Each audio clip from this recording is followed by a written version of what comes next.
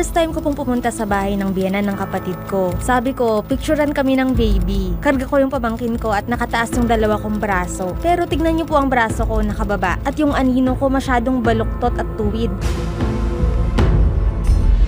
Kuha po ito ng friend ko sa CR ng isang mental hospital kung saan nagpapatherapy ang kanyang nanay. Tila may mukha ng babaeng sumama sa litrato niya. Wala naman po siyang ibang kasama doon.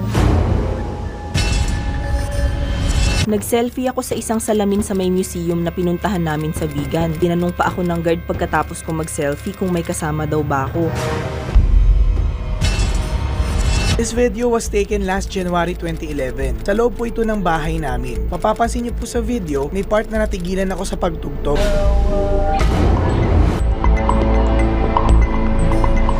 We drop at Libuacan Cold Spring, Tagbina, Siargao.